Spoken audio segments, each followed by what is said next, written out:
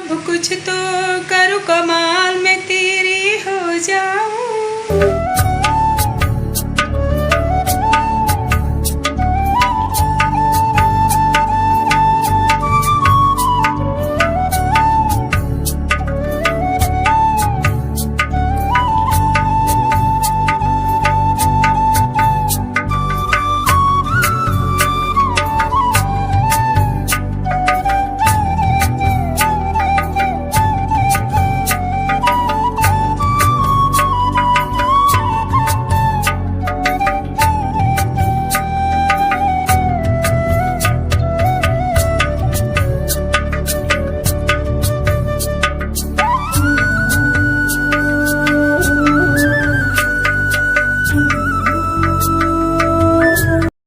राम राम जी, कैसे हैं आप सब? आई होप आप सब अच्छे होंगे। आप सबका वेलकम है साधना रियल ब्लॉग चैनल में। Very good morning. आज कल ना मॉर्निंग से ही ब्लॉग स्टार्ट होता है क्योंकि बच्चे स्कूल चले जाते हैं। काम से फ्री होके जब मैं पूजा पाठ करने लगती हूँ ना तो अपना ब्लॉग स्टार्ट कर देती हूँ। आज तो मैंने पूजा पाठ करके तब ब्लॉग स्टार्ट किया है। और आज ये मैंने साड़ी पहन ली है। ये ब्लाउज़ ना मेरे इतना ढीला हो रखा था, इतना ज़्यादा ढीला था, इतना ज़्यादा कि क्या बताऊँ। इसे मैंने जस्ट अभी टाइट किया है। इस एक चीज़ की वजह से ना मैं इतनी परेशानी में हूँ, इतनी ज़्यादा परेशानी में हूँ कि आप सबसे बता नहीं सकती। बहुत छोटी छोटी चीज़ों के लिए मुझे परेशान होना पड़ता है। रोज़ की ज़रूरतों के लिए ना मुझे भागना पड़ता है इसके उसके यहाँ। तो मुझे लगता है ये चीज़ मुझे ले लेनी चाहिए, शायद अगर बजट में आए तो। अब ये इतनी इम्पॉर्टेंट चीज़ है तो मान लीजिए कि कुछ खास ही होगी, है ना फ्रेंड्स। इसके बारे में अभी मैं सिर्फ आपको एक पहेली की तरह बता रही हूँ कि अगर घर में हो जाता ना ये चीज़ तो शायद मेरी बहुत सारी प्रॉब्लम ठीक हो जाती। अब ये क्या है, इसे लेना है लेकिन आप सबके सपोर्ट से ले पाऊँगी। अभी नहीं ले पाऊँगी क्योंकि ये ना 5000 या 6000 से नीचे नहीं आएगा सामान जो मैं लेने के लिए सोच रही हूँ। आप सब गेस करिए कि मैं आखिर क्या लेना चाहती हूँ, मैं किस चीज़ के लिए इतना परेशान हूँ, तरस रही हूँ। ठीक है, तो चलिए फिर आप सब बने रहिएगा मेरे चैनल में। अगर अच्छा लगे तो चैनल को सब्सक्राइब कर लीजिएगा, वीडियो को लाइक कमेंट करके ज़रूर बताइएगा। और मुझे जो ये फीवर चढ़ रहा है ना हेयर बैंड का, वो चढ़ा ही है, पता नहीं कब तक चढ़ेगा। क्योंकि जिस चीज़ में इंटरेस्ट हो गया ना मुझे, फिर मैं उसी में लग जाती हूँ। तो ये हेयर बैंड मैंने लगा लिया है क्योंकि मुझे काम करने में बड़ी आसानी होती है हेयर बैंड लगाने से। बिल्कुल भी बाल आगे नहीं आते हैं। जैसे मैंने बना लिए बाल वैसे ही बनी रहेंगे जब तक मैं सोऊंगी नहीं तब तक। तो इसलिए ये वाला फीवर मेरे अंदर रहने दीजिए क्योंकि कोई ना कोई टसन होना चाहिए ना हर इंसान में। तो ये मेरा एक टसन हो गया है हेयर बैंड वाला।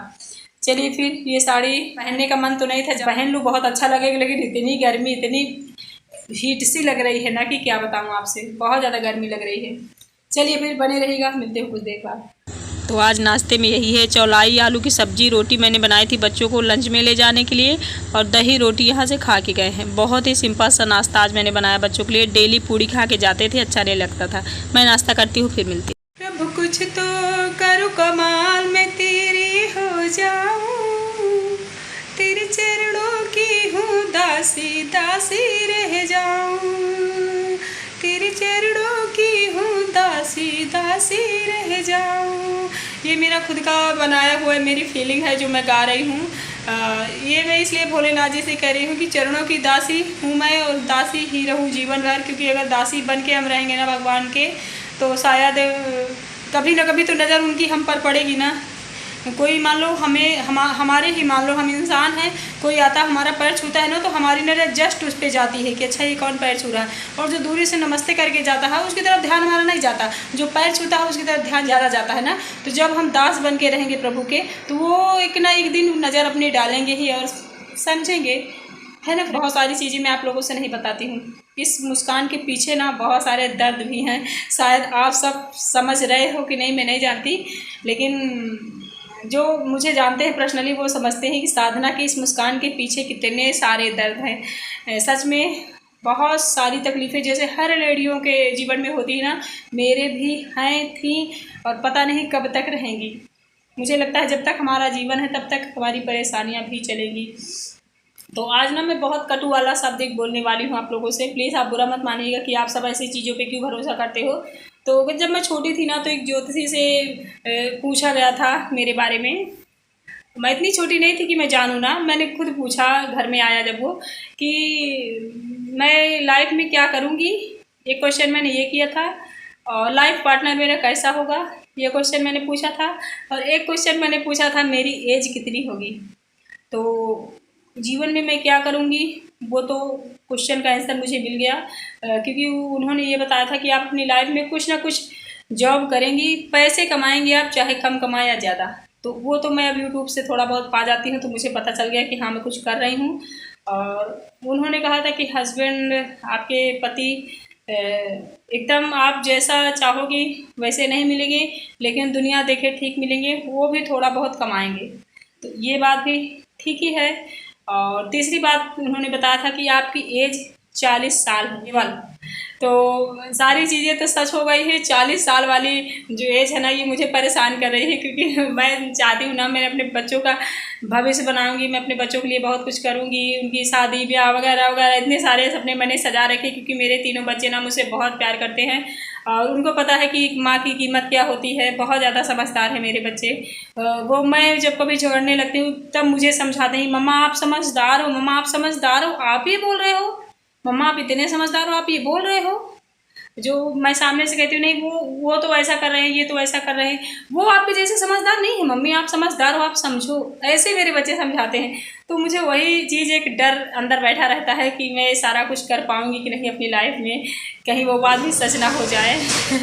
तो काफ़ी टाइम बचा हुआ है 40 साल होने में, तो चलो जितनी ज़िंदगी है उतनी ही सही। तो इसे मैं अच्छे से एंजॉय करूँगी, और आप लोग से विनती करूँगी कि आप एक, मेरा जो यूट्यूब के थ्रू एक मुकाम पाने का ललक है मेरी, जो मेरी इच्छा है कि हाँ यूट्यूब पे एक अच्छा नाम कमाऊँ, एक बड़ा नाम कमाऊँ, जिसे लोग जाने साधना रियल ब्लॉग कोई इतनी बड़ी यूट्यूबर्स थी जो अब नहीं रही दुनिया में। तो ये चीज़ उस टाइम तक एक बड़ा नाम हो जाए, मैं ये चाहती हूँ। तो प्लीज़ आप सब ना इस बात को बिल्कुल मजाक ना समझना, मैं हंस के इसलिए बता रही हूँ क्योंकि मुझे भी इस बात पे शायद इतना कन्फर्म नहीं है, क्योंकि वही जो राम रचि राखा का है करी तर के बढ़ावा हूँ शाखा।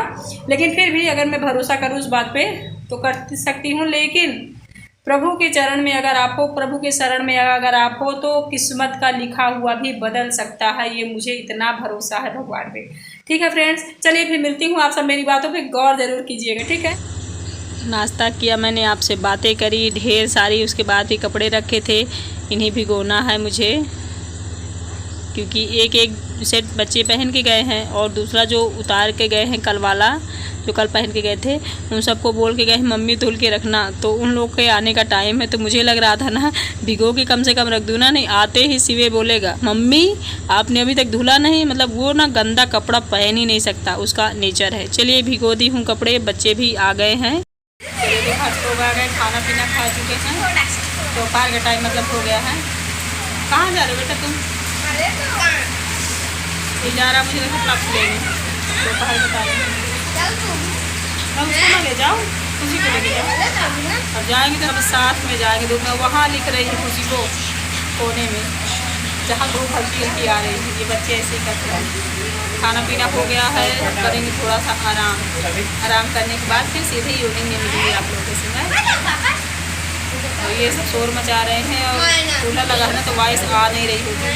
मैं भी ना यहीं पे आज आराम करूँगी, रात कुटिया में नहीं जाऊँगी। इतनी लू जैसी उस फैन की चलती हवा की मत पूछो, सर में दर्द होने लगता है। तो आज यहीं पे लेटूँगी, आराम करूँगी। होली में बैठी जितना धूप आती है उसी को बुला रहा है। बस सो गई थी, सोने के बाद अभी इवनिंग का टाइम हो गया है, 4:30 बज रहे हैं। धूप गर्मी इतनी ज़्यादा है कि मैं आपसे क्या बताऊँ। मतलब अभी भी लग रहा था कपड़े ना धुलूँ, लेकिन सोच रही हूँ जल्दी से धुल के डाल दूँ, सूख जाएं। ठीक है, तो आप सब बने ज़रूर रहिएगा।